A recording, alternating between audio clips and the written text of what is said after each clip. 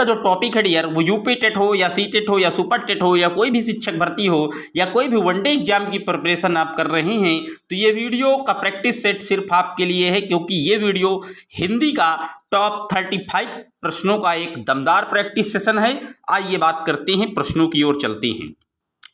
तो पहला प्रश्न कह रहा है निम्न में से कौन सा शब्द संधि का उदाहरण नहीं है? क्या संसार संधि नहीं है, अत्यंत में संधि नहीं है, सदाचार में संधि नहीं है या सामाजिक में नहीं है?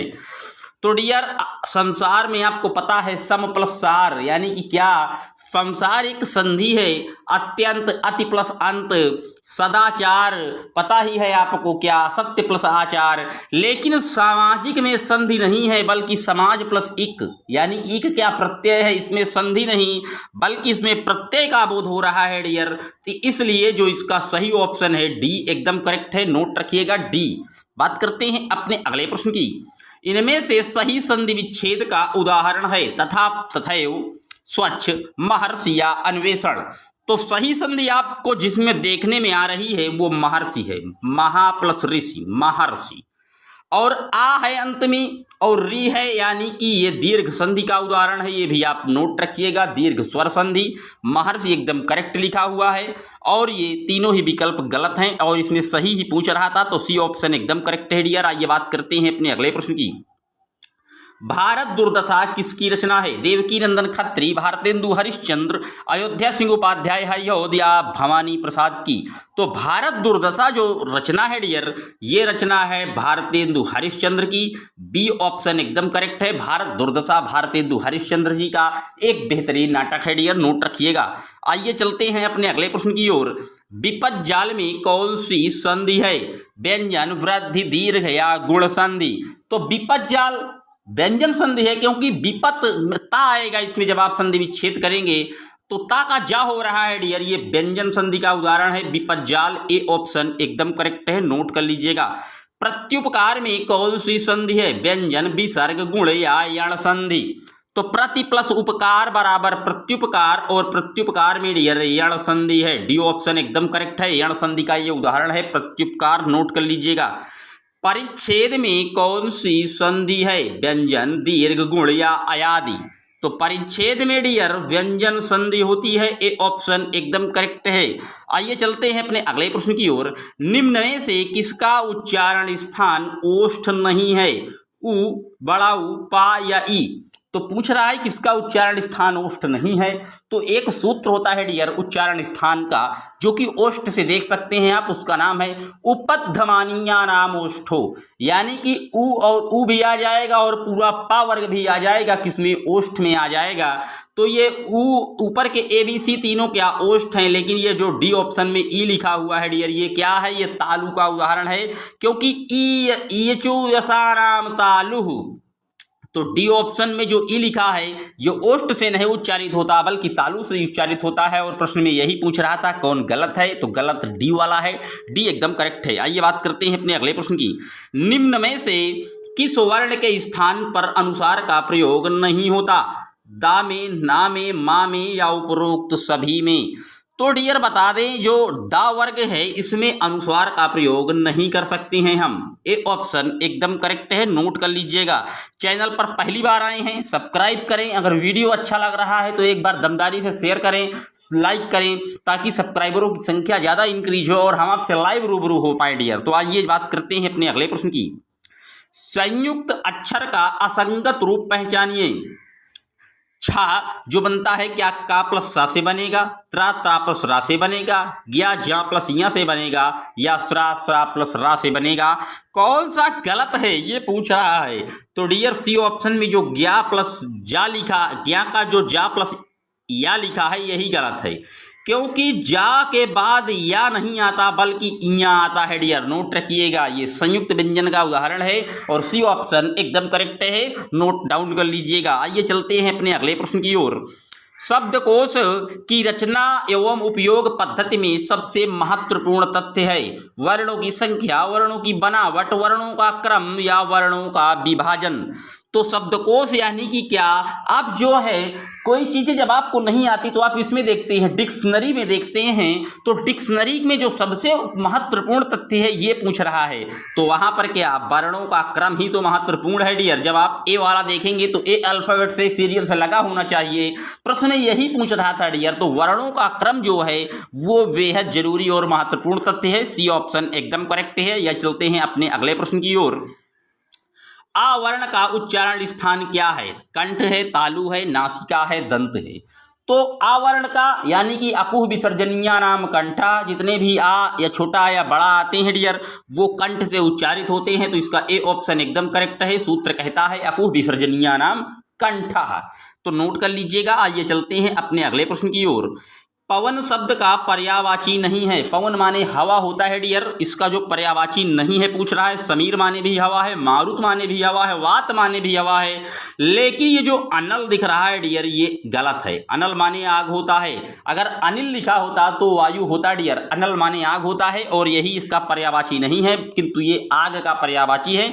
बी ऑप्शन एकदम करेक्ट है। आइए बात करते हैं अपने अगले प्रश्न की। यमुना का पर्यायवाची नहीं है। रविजा, तनुजा, सूर्यजा, अर्कजा। तो यमुना डियर हम रविजा को भी कहते हैं, सूर्यजा को भी कहते हैं, अर्कजा को भी कहते हैं, लेकिन जो ये बी ऑप्शन में आप तनुजा देख रहे हैं डियर ये जमुना का पर्यायवाची नहीं बल्कि ये पुत्री का पर्यायवाची है डियर। बी ऑप्शन एकदम करेक्ट है। आइए बात करते हैं अपने अगले प्रश्न की। हिंदी के प्रसिद्ध कहानीकार कौन है? प्रेमचंद्र, हजारी प्रसाद द्विवेदी, जायसी या मोहन राकेश। तो बता दें डियर जो हिंदी के प्रसिद्ध कहानीकार हैं वो हैं मुंशी प्रेमचंद। इनकी विभिन्न कहानियां हैं, जैसे नमक का दरोगा आप पढ़िए, इनकी बेहतरीन कृति है डियर। तो ए ऑप्शन एकदम करेक्ट है। आइए बात करते हैं अपने अगले प्रश्न की। ब्रज भाषा है पूर्वी हिंदी, पश्चिमी, बिहारी हिंदी या पहाड़ी हिंदी। तो डियर जो ब्रज भाषा है ये क्या है? ये पश्चिमी हिंदी है। बी ऑप्शन एकदम करेक्ट है, नोट कर लीजिएगा। निम्नलिखित शब्दों में किसमें विसर्ग संधि होगी? क्या उज्ज्वल में होगी, निश्चल में होगी, राजेंद्र में या महोदय में? तो बता दें डियर जो विसर्ग संधि है वो निश्चल में होगी। बी ऑप्शन एकदम करेक्ट है, नोट कर लीजिएगा बी। आइए चलते हैं अपने अगले प्रश्न की ओर। बुंदेलखंड का चंद्रबरदाई किस लेखक का उपनाम है? फणिक स्वरनाथ रेणु, वृंदावन लाल वर्मा, मलिक मोहम्मद या राय देवी प्रसाद। तो वृंदावन लाल वर्मा को हम बुंदेलखंड का क्या चंद्रबरदाई कह देते हैं। बी ऑप्शन एकदम करेक्ट है। आइए बात करते हैं अपने अगले प्रश्न की। स्वतंत्र सत्ता धारण ना करने वाला शब्द क्या कहलाते हैं? स्वतंत्र सत्ता जो धारण नहीं कर पाते वो रूढ़ शब्द कहलाते हैं, क्योंकि रूढ़ों का अपना कोई वजूद नहीं होता। जैसे आप लिख दीजिए क्या, जैसे आप लिख दीजिए राम। अब अगर रा और माँ को आप अलग कर रहे हैं तो क्या इनका कोई अस्तित्व आ रहा है? नहीं आ रहा है डियर। तो यही तो प्रश्न पूछ रहा है कि स्वतंत्र सत्ता धारण ना करने वाले शब्द क्या कहलाते हैं? तो रूढ़ कहलाते हैं।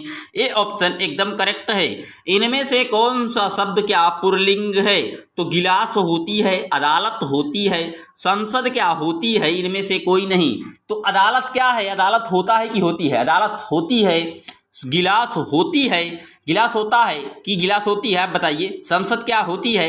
गिलास डियर होती है नहीं, गिलास होता है, और यही क्या इसका पुल्लिंग है। ऑप्शन एकदम करेक्ट है। ऐसे आप भी जो है समझ करके प्रश्न कीजिएगा एग्जाम में। आइए बात करते हैं अपने अगले प्रश्न की।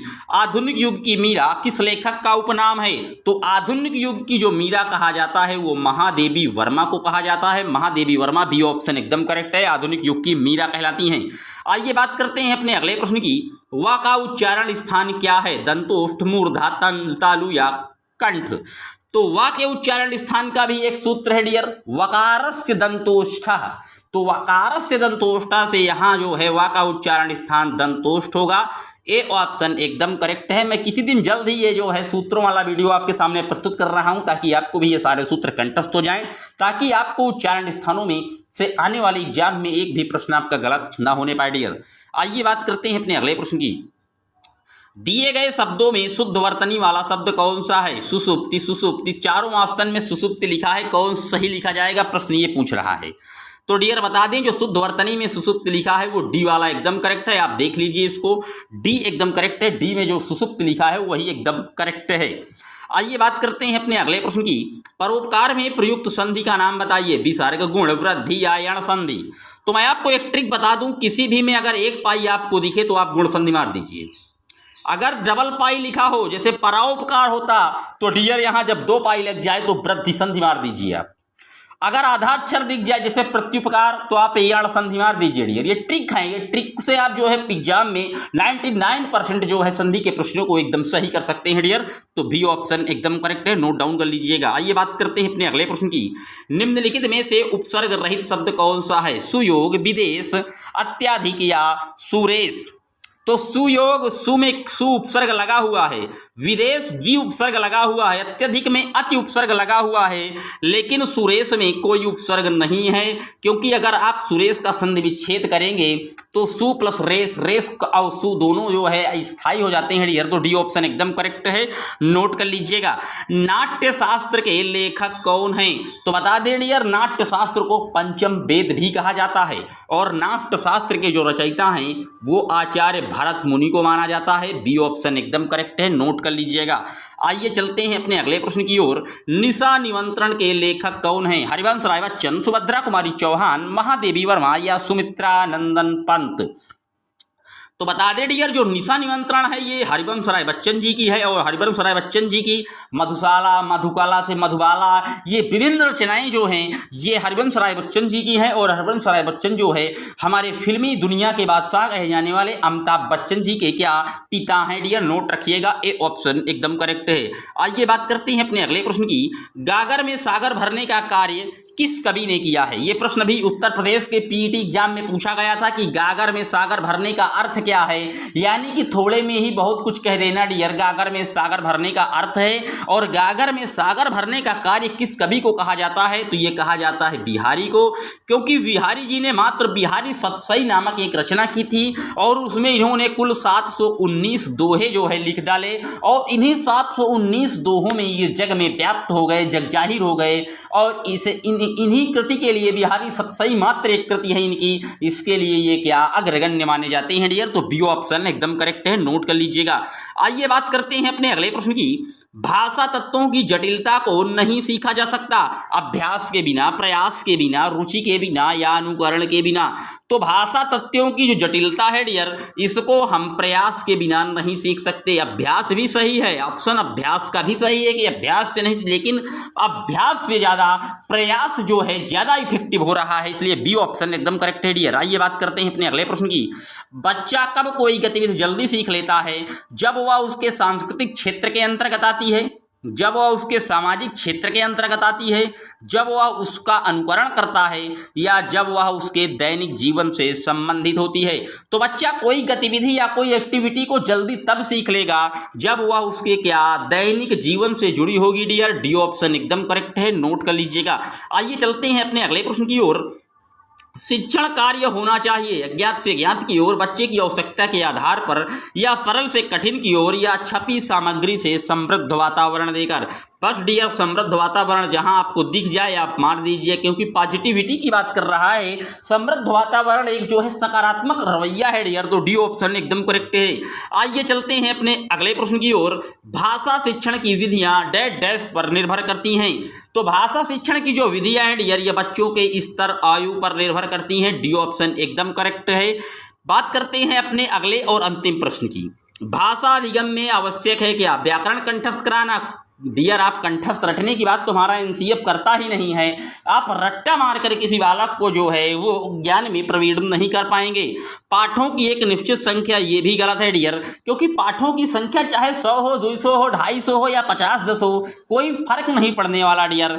भाषा का व्याकरण पाठ्य पुस्तक का शिक्षण नहीं डियर। भाषा के व्याकरण सिखाने से क्या बच्चा भाषा में प्रवीण हो जाएगा? कोई जरूरी नहीं डियर, लेकिन भाषा के विभिन्न रूपों का जब आप प्रयोग करेंगे डियर तो वो जो हर चीजों को अपने माइंड के कॉन्सेप्ट में फीड करता चलेगा। विभिन्न रूपों से जब आप उसको सिखाएंगे तो ये एक संसाधन का कार्य करेगा और बालक में जो क्या अधिगम में जो है प्रवीण हो जाएगा। तो डी ऑप्शन एकदम करेक्ट था। ये मैंने आपको 33 प्रश्न करवा दिए जो कि हिंदी का एक दमदार प्रैक्टिस सेट था।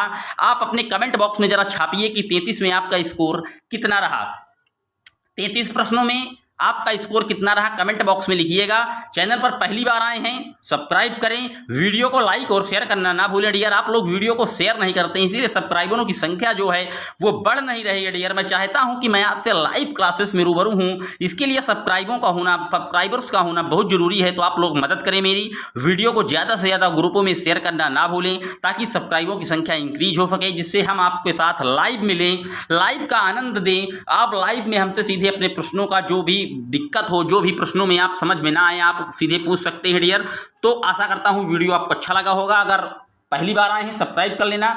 मिलेंगे जल्द ही आपसे एक और वीडियो में, तब तक के लिए जय हिंद जय Bharat. Thanks for watching my video.